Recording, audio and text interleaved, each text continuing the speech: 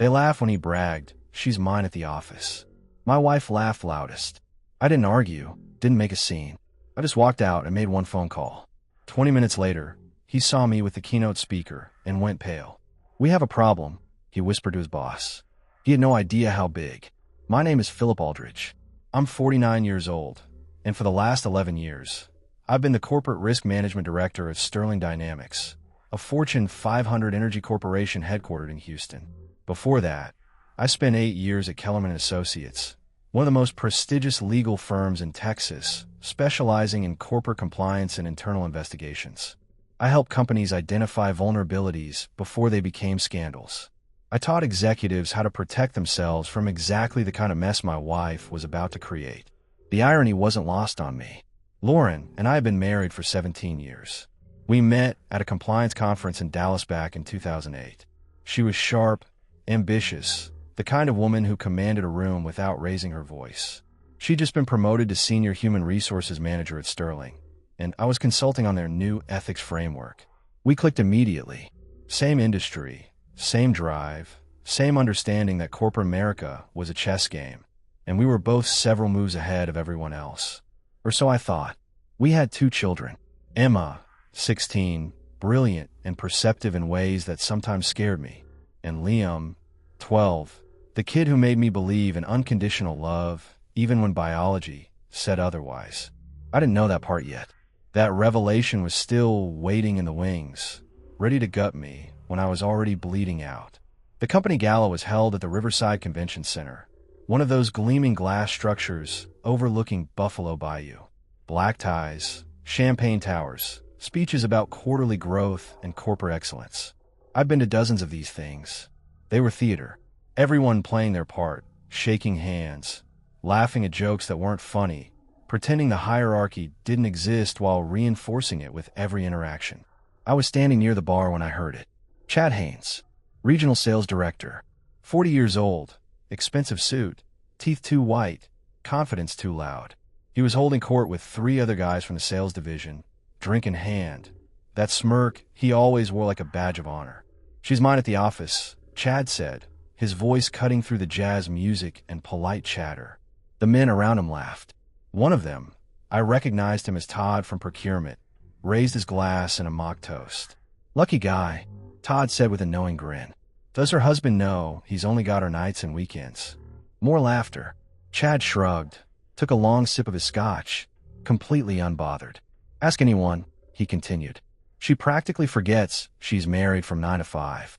I didn't move, didn't turn around, just stood there, champagne flute halfway to my lips, frozen. Then I heard her laugh. Lauren's laugh.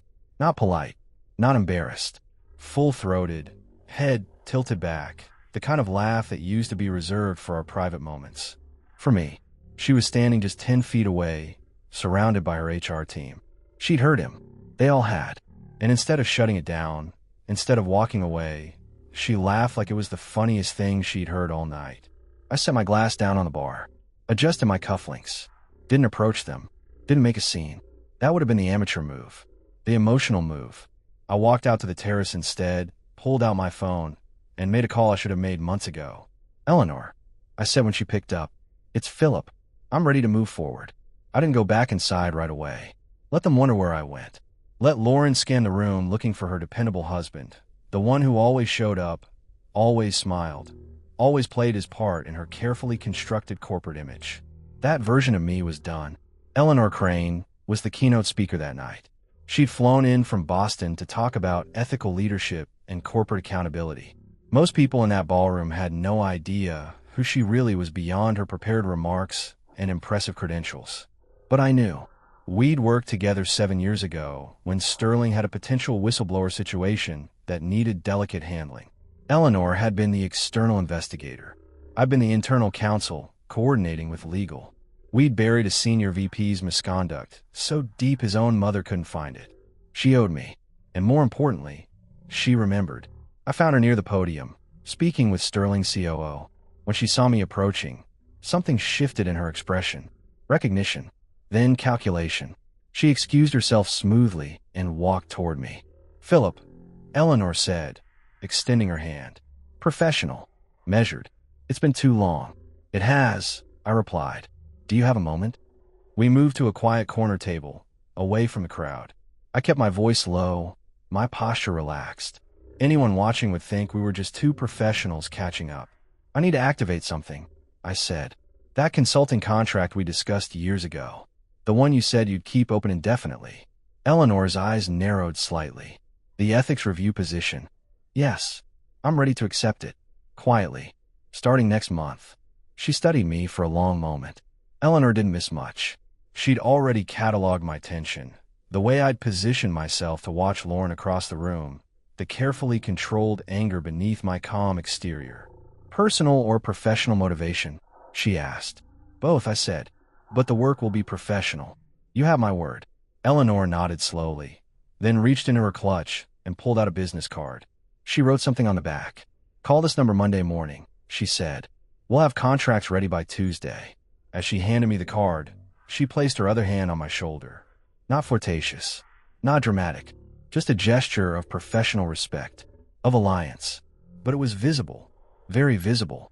Across the room, I saw Chad Haynes freeze mid-conversation. His eyes locked on me and Eleanor. Then he turned to the man beside him, Sterling's VP of Sales, and whispered something urgent. The VP's expression shifted from confusion to concern. Chad's face had gone pale. I heard him say to his boss, voice tight with sudden panic, "We have a problem." The VP frowned. "What do you mean?" But Chad didn't answer. He just stared at me, finally understanding that he'd been playing checkers while I'd been setting up a chessboard. Eleanor noticed his reaction. A small smile touched her lips. "Friend of yours?" she asked. "Not exactly," I said. "But he's about to become very familiar with your work." Eleanor's smile widened. "I look forward to it. They used to call me the Ghost.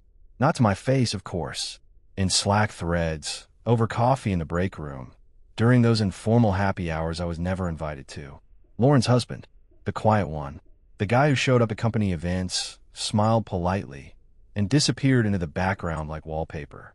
Chad had called me Mr. Risk Assessment once, thinking he was clever, always calculating, never acting, he'd said with that trademark smirk. He had no idea how right he was. I'd spent 6 months documenting everything, not because I was paranoid, but because I was thorough. It's what made me good at my job. You don't manage corporate risk by reacting emotionally. You gather data. You build cases. You wait for the perfect moment to deploy your findings. The hotel receipts came first. Marriott, Dallas, filed under client development. Except the client Lauren claimed to be meeting had retired 8 months earlier. I'd verified that with a single phone call. Then came the Slack messages. Lauren had asked me to help transfer photos from her work phone before an upgrade. She'd handed me the device like it was nothing. Just make sure nothing gets lost, she'd said. I'd made sure everything was preserved. Screenshots, timestamps, messages that started professional and ended with inside jokes about wine preferences and shared hotel rooms. The real smoking gun was buried in our credit card statements. 2 charges, same hotel, same weekend, 20 minutes apart. One in Chad's name for room 817. One in Lauren's name for room 819. Both billed to company cards under client entertainment. Adjacent rooms. Conference in San Diego that neither of their supposed clients attended. I printed everything. Organized it in a navy folder with the same precision Lauren used to mock me for. Then I'd locked in my home office filing cabinet and waited. 3 months ago, Lauren had asked me to review the updated ethics policy for Sterling. Some legal jargon she didn't understand. Just a glance, she'd said sweetly, "I'll owe you dinner." What she'd handed me wasn't just a policy draft. It was an opportunity. I'd written half those clauses 5 years earlier when I was still consulting for Sterling. The framework on workplace conduct, professional boundaries, and expense reporting. I knew every loophole, every enforcement mechanism, every penalty structure. So I'd updated it, strengthened it, added 3 new paragraphs that specifically addressed non-client travel with employees of different rank, personal communications on company platforms unrelated to work tasks, and behavior likely to create perception of impropriety. Lauren had skimmed my changes, thanked me, and submitted the policy to the board. It was approved unanimously. She'd never asked what I'd actually written, never bothered to read the fine print. She just trusted that her dependable husband would help her look good. Now those same clauses were going to bury her. Eleanor had texted me Sunday morning. Simple message. Call me when you're alone. I'd waited until Lauren left for her morning run, then dialed. I pulled Sterling's current ethics documentation. Eleanor said without preamble. Interesting reading. Paragraph 9 particularly caught my attention. I thought it might. I replied. You wrote this, didn't you? Parts of it. Years ago. And some recent updates. Eleanor laughed. Short and sharp. Philip, you're either brilliant or vindictive. Possibly both. Just thorough, I said. Well, your thoroughness is about to make my job significantly easier. I'll need copies of everything you have. Documentation, communications, financial records. Can you get them to me by Tuesday? Already scanned and encrypted. I'll send you the access codes tonight. There was a pause. How long have you known? 6 months. Maybe longer if I'm honest with myself. And you waited. I waited. I confirmed. Because anger is temporary. But evidence is forever. Monday morning, Lauren came downstairs dressed in her armor. Navy suit, hair pulled back. That expression she wore when she was about to dominate a performance review or salary negotiation. She poured coffee, checked her phone, and barely looked at me. Late meeting tonight, she said. Don't wait up. With Chad. I asked casually, not looking up from my tablet. She froze. Just for a second. Then recovered. What? Chad Haynes. Regional sales. I assume that's who the late meeting is with. Lauren's jaw tightened. It's a departmental review, Philip. Multiple people will be there. Of course, I said. I took a sip of coffee. Met her eyes over the rim. Just curious. She stared at me like she was trying to solve an equation that didn't add up. I never asked about her schedule before. Never questioned her late nights or weekend conferences. For 6 months, I'd been the same predictable husband, asking the same predictable questions, showing the same predictable trust. But something in my tone had shifted. She heard it. She just didn't know what it meant yet. I'll be home by 10, she said finally, grabbing her bag. Take your time, I replied. After she left, I opened my laptop and pulled up the Sterling Company directory. Found Chad's boss, VP of Sales Robert Jennings. Pulled his email, his direct line, his executive assistant's contact information. Then I drafted a message to Eleanor. Subject, timeline. Eleanor, I'd like to accelerate our schedule. How quickly can you initiate a preliminary compliance review at Sterling? Specifically targeting expense, reporting, and interdepartmental conduct policies. I can provide documentation that will justify immediate board attention. Her response came back in under 5 minutes. I can have preliminary findings to the board by Friday. But Philip, once this starts, there's no pulling back. Are you certain? I stared at that message for a long time. Thought about Emma, about Liam, about 17 years of marriage and shared history. Thought about the life we'd built and the lie it had become. Then I thought about Lauren's laugh at the gala. The way she'd thrown her head back, completely unbothered by Chad's public claim on her. The way she'd looked at me this morning like I was furniture. I typed my response. I'm certain. Proceed. That afternoon, Emma came home from school and found me in my office. She knocked on the doorframe, hesitant. Dad, can we talk? I closed my laptop. Always. What's going on? She sat down in the chair across from my desk, playing with her phone case. Nervous. Emma was never nervous.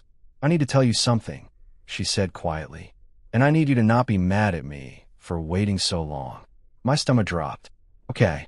Emma took a breath, then pulled out her phone. She opened a folder, turned the screen toward me. I've been recording Mom's phone calls for 8 months, she said.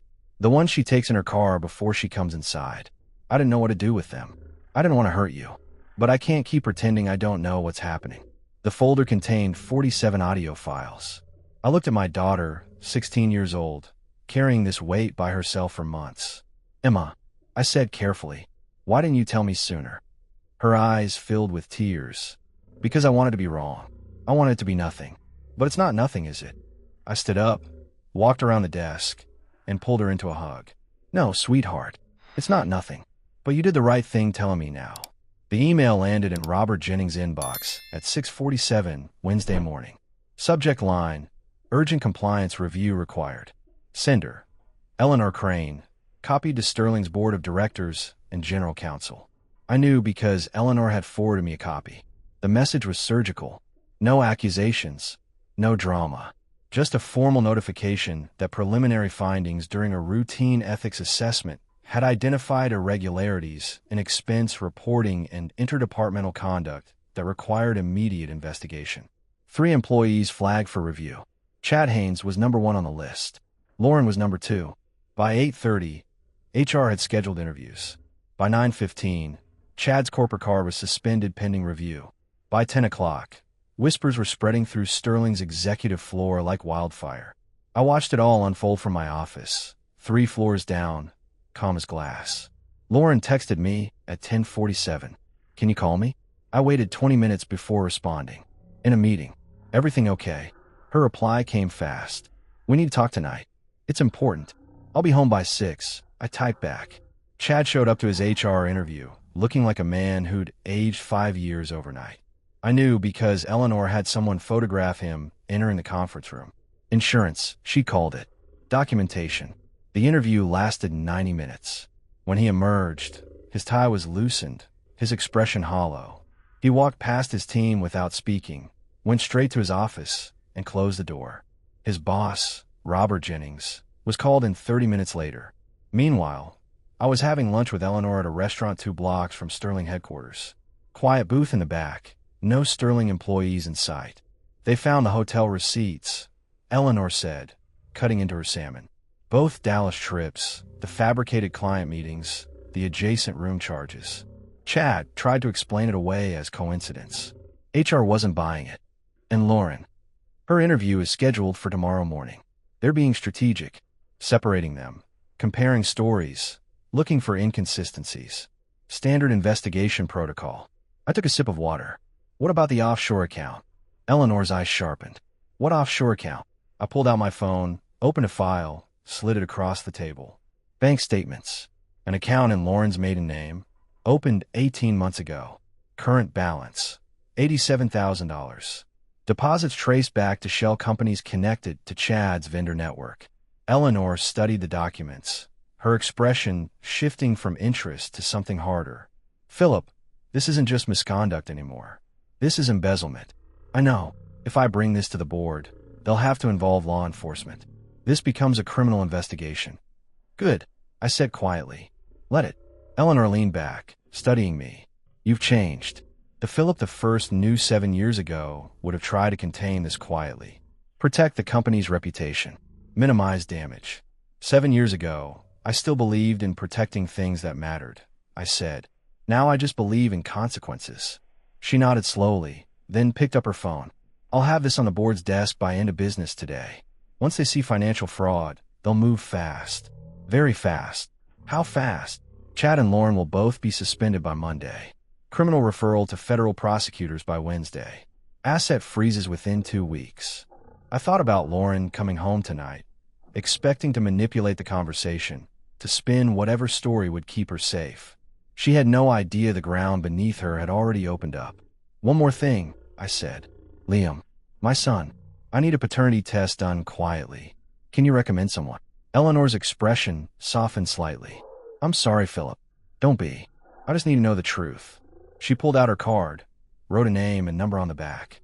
"Dr. Sarah Vance. Discretion guaranteed. Tell her I sent you."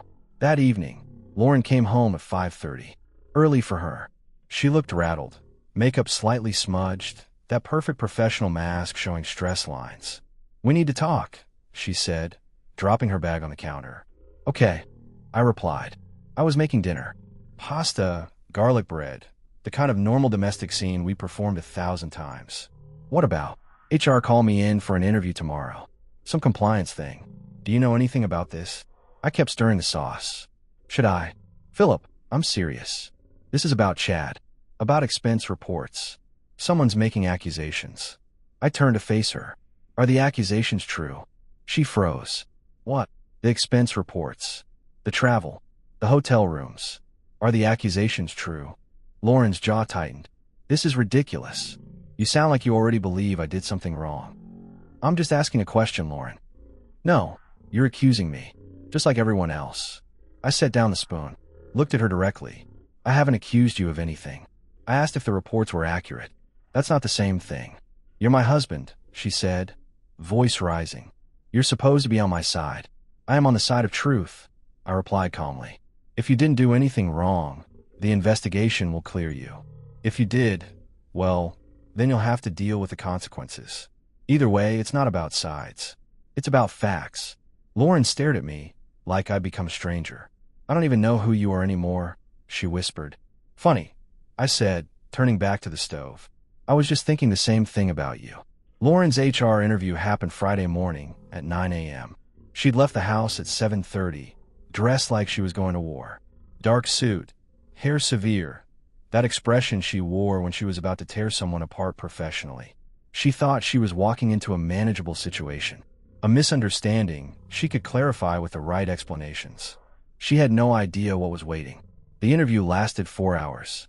I know because Eleanor texted me updates every 30 minutes. 9:47. She's denying everything. Claims the hotel charges were administrative errors. 10:23. Just showed her the Slack messages. Her attorney is advising her not to comment. 11:15. Bank records on the table. She's gone pale. 12:34. Interview concluded. Lauren is being placed on immediate administrative leave. Badge deactivated. Company devices confiscated. I was in my office when Lauren called. I let it ring 4 times before answering. Philip. Her voice was shaking. I need you to come home. Now. Please. What happened? Just come home. I can't talk about this over the phone. I found her in our living room, still in her suit, mascara streaked, staring at nothing. On the coffee table sat a manila envelope. Sterling Dynamics letterhead. Her termination notice. They fired me, she whispered. Effective immediately. No severance. No benefits. They're accusing me of fraud. Philip. Fraud. I sat down across from her. Didn't touch her. Didn't offer comfort. Did you do it? I asked. What? The offshore account. The fake vendors. The embezzlement. Did you do it? Lauren's face crumbled. It wasn't supposed to be like this. Chad said it was just moving money around. Budget optimization. Everyone does it. Everyone doesn't do it, Lauren. That's called rationalizing criminal behavior. She looked up at me, eyes desperate. You have to help me. You know these systems. You can tell them it's a misunderstanding. You can fix this. No, I said quietly. I can't. What do you mean you can't? You're my husband. I mean I won't. There's a difference. Lauren stood up, furious now. Are you serious right now? I'm losing everything, and you're playing semantics. You already lost everything, I said, standing to face her. You just didn't realize it until today. I walked to my office, retrieved the folder I prepared weeks ago, and came back. Sat on a coffee table next to her termination notice. What is this? She asked. Separation of assets. Effective immediately. I've moved all my income into individual accounts. Removed my name from the house deed. Turns out it's actually titled in my late mother's trust, which I inherited 3 years ago. You never had legal claim to it. I've canceled shared credit cards.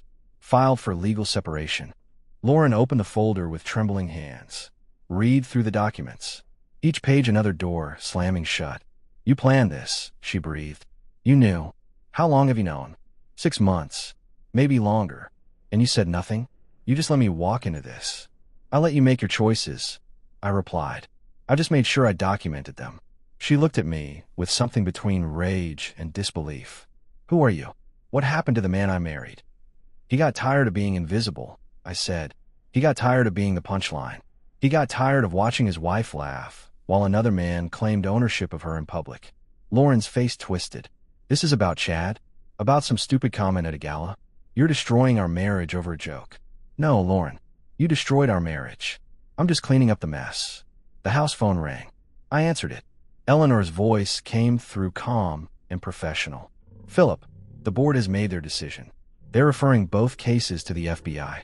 Federal wire fraud charges. I wanted you to hear it from me first. Understood, I said. Thank you, Eleanor. I hung up, turned back to Lauren. She'd heard every word. Federal charges? She whispered. Philip, please. I made a mistake. I'm sorry. Don't let them do this. It's already done, I said. And honestly, Lauren, I'm not sure you're actually sorry. I think you're just sorry you got caught. I picked up my car keys. Where are you going? She demanded. Out. I suggest you call a criminal defense attorney. You're going to need one. I left her standing in the ruins of the life she'd burned down, and I didn't look back. Dr. Sarah Vance called me on Monday afternoon. I was in my car, parked outside Liam's school, waiting for dismissal. Her voice was professional, kind, the tone doctors use when they're about to change your life. "Mr. Aldridge, I have your results." I gripped the steering wheel. "Go ahead.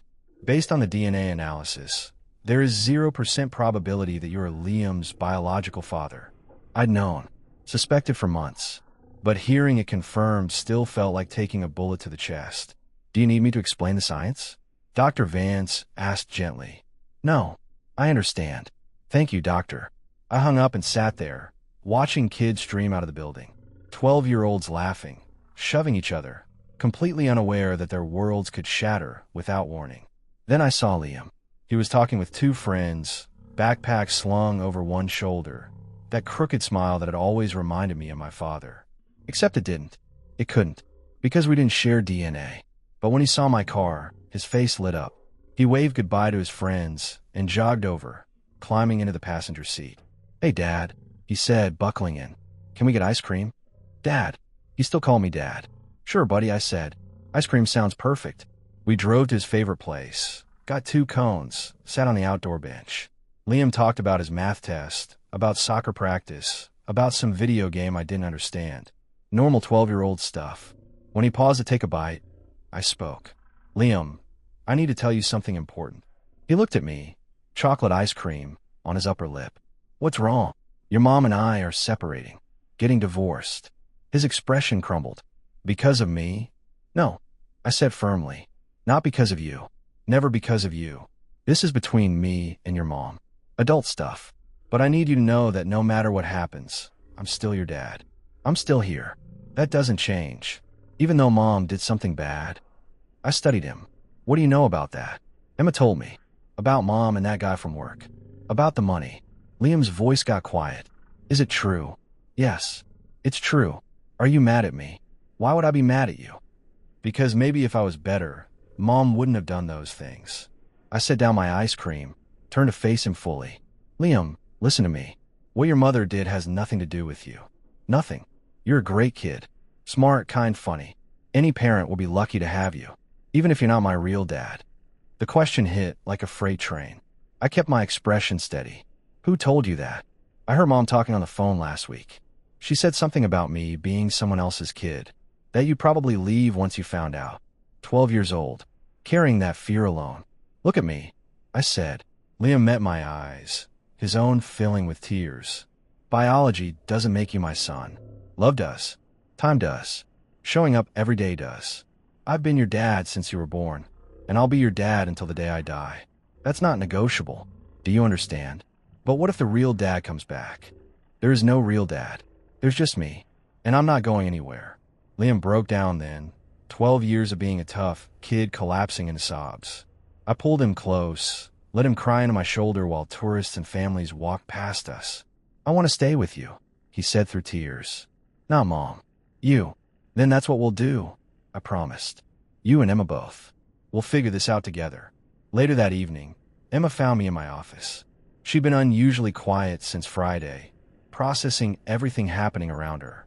"Dad, can I ask you something?" "Always. Are you okay? Like really okay?" I considered lying, telling her I was fine. But Emma was 16, old enough for honesty. "No," I said. "I'm not okay. But I will be. We all will be." "I hate her," Emma said quietly. "Is that bad?" "It's honest. You don't have to pretend to feel something you don't." "Did you know about Liam?" "About him not being yours." "I suspected. Now I know for sure." "Does it change anything?" "Not about how I feel about him. But it changes everything else." Emma sat down. "Good. Because he's my brother. I don't care what some stupid test says." "Mine too," I agreed. She pulled out her phone. "I have something else you should see. I wasn't sure if I should show you, but I think you need to know." Another recording. This one from 3 weeks ago.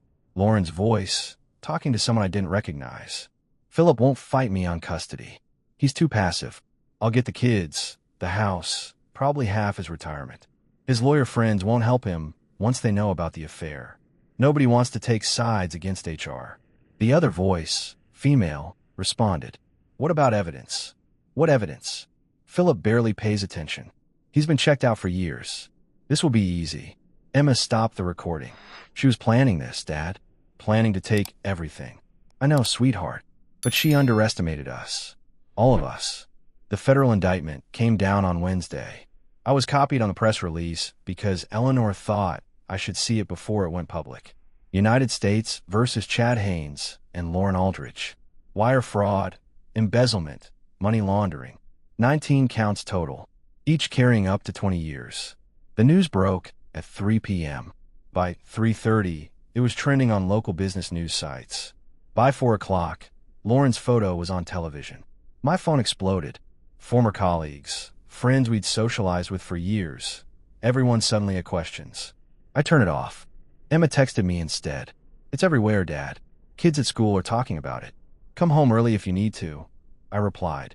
"I'll be there by 5. Lauren called from a number I didn't recognize. Probably her attorney's office. I let it go to voicemail, then blocked the number. Chad's situation was worse. His wife, Julia, had filed for divorce the day after his termination. She'd moved quickly, retained one of Houston's most aggressive family lawyers, filed for full custody of their 3 children.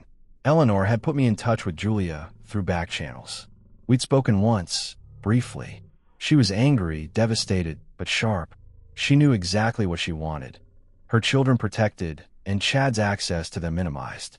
He lied about everything. Julia had told me. The late meetings, the conferences, the business trips. All of it. I believed him because I thought we were partners. Turns out I was just convenient. "I know the feeling," I'd said. "Eleanor mentioned you might be willing to share documentation. Text records, hotel receipts, anything that proves the affair. I'll send everything I have." "Thank you," Julia had said. "And Philip, I'm sorry you're going through this too. We'll get through it. Both of us." Now, watching the news coverage, I wondered what Julia was feeling. Relief? Vindication? The same cold satisfaction I felt watching Lauren's carefully constructed image burn on live television. That evening, Lauren showed up at the house. I'd changed the locks that morning. She stood on the porch, ringing the doorbell repeatedly. I opened the door, but didn't invite her in. "We need to talk," she said. Her makeup was smudged, hair pulled back messily. She looked like someone who hadn't slept in days. "No, we don't. Philip, please. I'm facing federal prison. 20 years. I need help. I need you to tell them I didn't know what Chad was doing. That I was manipulated." "Were you?" "What? Manipulated? Did you not know the offshore account was illegal? Did you not know the fake invoices were fraud? Did Chad force you to lie on expense reports?" Lauren's jaw worked. "It's complicated." "No, it's really not. You made choices. You chose to steal. You chose to lie. You chose to betray me and our family. Now you face consequences. That's not complicated. That's justice. You're really going to let them send me to prison?" "I'm not letting them do anything. You did this to yourself." "What about the kids? What about Liam and Emma?" "They'll stay with me. Full custody. You can explain to a judge why you should have visitation rights from a federal facility." Lauren's expression twisted into something ugly. "You self-righteous hypocrite. You think you're so much better than me." "No," I said calmly. "I just think I'm honest about who I am. You've been lying so long you don't even know the truth anymore. I gave you 17 years. And I gave you everything. My trust, my support, my career sacrifices so you could shine. You threw it away for a middle manager and some stolen money. So don't talk to me about what you gave. Talk to your lawyer about plea deals." I closed the door, locked it, walked away while she pounded on it, shouting my name. Emma was standing in the hallway, watching. "Is she going to prison?" she asked. "Probably." "Good," Emma said.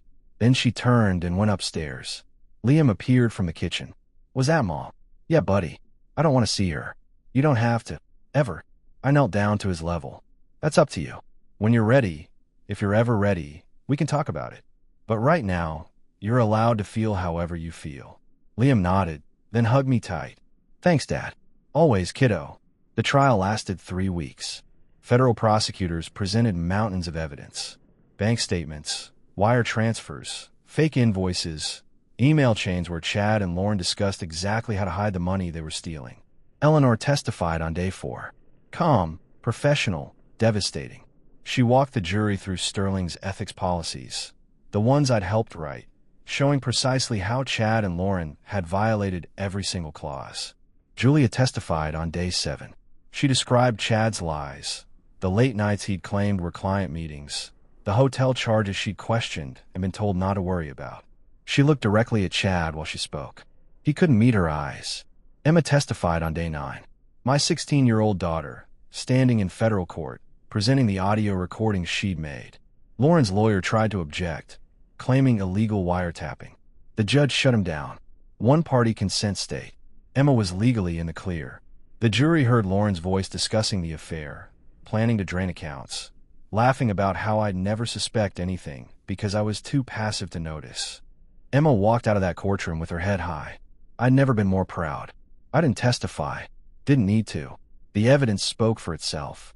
The verdict came back on a Thursday afternoon. Guilty on all 19 counts. Chad sat motionless. Lauren broke down crying. Her parents, sitting in the gallery, looked 20 years older than when the trial started. Sentencing was scheduled for 6 weeks later. During that time, Julia and I stayed in contact. Not romantic, not yet. Just two people who understood what the other was going through. We'd meet for coffee, compare notes on custody battles and asset division. She was fighting for her house. I'd already secured mine. How are Emma and Liam? Julia asked one afternoon. Adjusting. Emma's in therapy. It's helping. Liam still has nightmares sometimes, but he's getting better. My kids ask about their dad, Julia said quietly. Want to know when they can see him. I don't know what to tell them. Tell them the truth. Age-appropriate truth. That he made bad choices and has to face consequences. That's what my therapist said. It still feels harsh. Harsh is honest. Lying to protect them from reality just delays the pain. Julia smiled sadly. When did we get so wise? When we stopped being naive, I replied. Sentencing day arrived on a cold November morning. The courtroom was packed. Press, former colleagues, family members. I sat in the back with Emma and Liam. Eleanor sat beside us. The judge addressed Chad first. 7 years in federal prison. Restitution of $2.3 million. Permanent ban from working in corporate finance. Then Lauren. 5 years in federal prison. Restitution of $870,000. Professional certifications revoked. Lauren's mother screamed. Her father had to be escorted out. Lauren just sat there, hollow-eyed, broken. The judge looked at her. Mrs. Aldridge, you held a position of trust. You were responsible for upholding ethical standards in your organization. Instead, you exploited that trust for personal gain. The court finds your conduct particularly egregious, given your professional responsibilities. Lauren was led away in handcuffs. She looked back once. Not her parents. At me. I felt nothing. Outside the courthouse, reporters tried to get statements. Eleanor handled them. I took Emma and Liam home. That evening, Julia called. It's over, she said. It's over, I confirmed. What do we do now? We move forward. Build something better. Think we can. I know we can. 18 months later, I stood in Eleanor's Boston office, signing the partnership agreement that made me a full partner in Kane and Aldridge Strategic Consulting. Welcome aboard, partner, Eleanor said, shaking my hand. The firm had grown exponentially. We were consulting for Fortune 100 companies, building ethics frameworks, conducting internal investigations. My reputation as the man who'd exposed corporate fraud from the inside had opened doors across the country. My first consulting fee had been $400,000. For 3 months of work, I'd used part of it to set up college funds for Emma and Liam. The rest went into investments that would secure their futures regardless of what happened to me. Emma was now 18, headed to UT Austin in the fall on a full academic scholarship. She wanted to study law. Someone has to keep fighting the good fight, she told me. Liam was 14, thriving in middle school, playing varsity soccer despite being the youngest on the team. He'd stopped having nightmares about 6 months ago. Started calling me Dad without the hesitation that used to creep into his voice. Lauren had been released to a halfway house after serving 3 years. Reduced sentence for good behavior. She'd written me twice. I'd returned both letters unopened. She had supervised visitation rights with Emma and Liam. Emma refused to go. Liam went once, came home quiet, and never asked to go again. She cried the whole time, he told me. Said she was sorry. Said she missed us. But Dad, it felt fake. Like she was sorry she got caught. Not sorry for what she did. You don't owe her forgiveness, I'd said. Only honesty about how you feel. I feel like she's a stranger. Then that's okay. Julia and I had started dating about 8 months after the trial ended. Slow, Careful, both of us damaged but healing. Her kids and mine got along well. We'd taken a trip to the coast last summer, all 5 of us, and it had felt surprisingly normal. She was talking about moving to Houston. Her teaching credential would transfer. We could combine households, build something stable for the kids. I wasn't ready to remarry. Maybe I never would be. But I was ready to trust again, to try again. Chad was still in federal prison. Julia had full custody, full assets. She bought a house near her school with the settlement money. Her kids were doing well, considering. We talked most evenings, making plans, sharing stories about our days, building a foundation that felt solid. One Saturday afternoon, Emma found me in my office reviewing a contract for a new client. "Dad, can we talk about something?" "Always." She sat down, nervous in a way that reminded me of when she'd first shown me the recordings. "I've been thinking about writing a book. About what happened. About corporate fraud and family betrayal, and how we survived it. That's a big project. I know, but I think people need to hear these stories. Not just the legal stuff, but the human cost. What it does to families. I study my daughter, 18 years old, and already wise beyond her years. If you write it, I'll read every draft," I said. "And I'll support you however you need. Even if I talk about Mom. About the hard stuff. Especially then. Truth matters, Emma. Even when it hurts." She smiled. "You taught me that. You learned it on your own. I just showed you it was worth learning." That evening, I stood on my back porch watching the sun set over Houston. My phone buzzed. Text from Julia.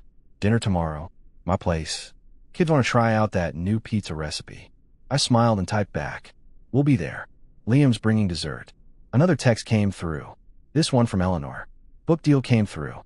Publishing house wants your story. 7 figures. Interested?" I stared at that message. 7 figures to tell the world what Lauren and Chad had done. What it cost. What I'd built from the ruins. "Yes," I typed. "Let's do it." Because silence had served me well when gathering evidence. But now was time to speak. Not for revenge. Not for vindication. For everyone still sitting in the dark, wondering if they were crazy for suspecting. Wondering if they were paranoid for keeping records. Wondering if leaving would be worth the pain. They needed to know. It was worth it. All of it. The pain, the exposure, the rebuilding. Everything. Some people spend their lives chasing revenge. I spent mine building something better. And that, in the end, was the real victory.